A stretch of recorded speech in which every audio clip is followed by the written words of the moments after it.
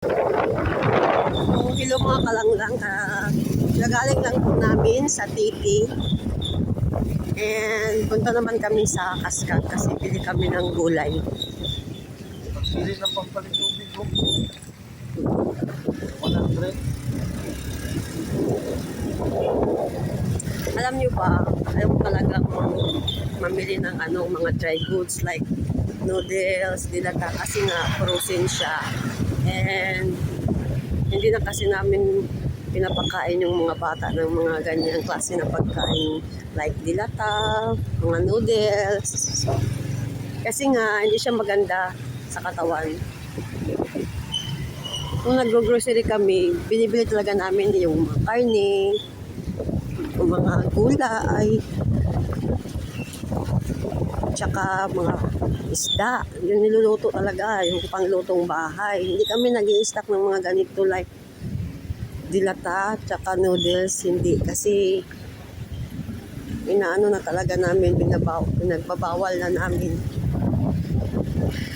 yung mga bata na kumain ng gano'n, like mga frozen, sama sa hotdog, yung mga ganyan, hindi na talaga. Kaso nga lang, dahil sa bagyong Tino, okay fine. Ngayon lang to. So magpapaulan na tayo.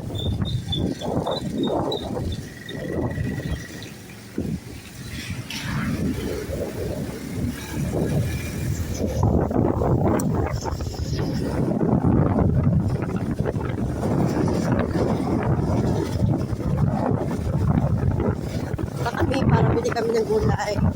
See you later. So dito na po tayo sa Cascade. So yan, ito lang po. At least naman nabawasan yung konsensya ko na bumili ng mga dry goods like yung mga noodles at saka dilata na ayaw ko talaga. Saan na, Lar? Ini. Ini, Lar. Lar, ini, Lar. Ano? Ayan eh. Okay na ni Lar? Siguro ni kanilang. Pati sir, pati ka man.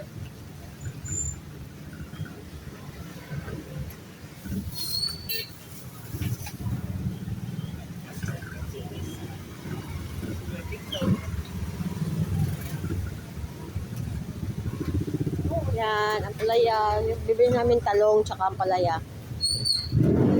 May itlog mo sa pita sa ref.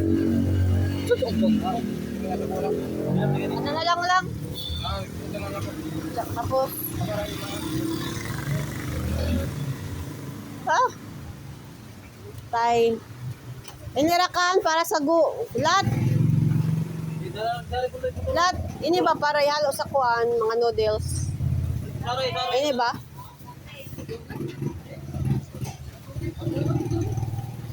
Hindi gani isa.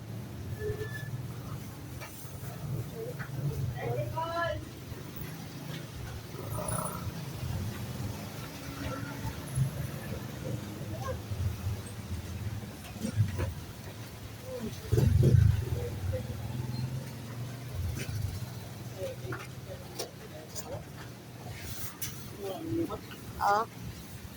Ilan naman? Ilan na? Ito. Kakuloy talong sa palaya. Ano, timbang ko na eh. Dumaro.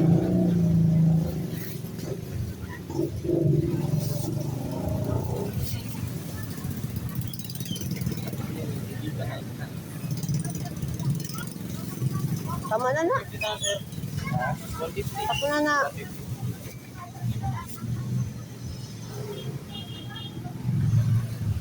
Okay. Good. 6. Sir, polio ba? Sita sir. Diyan.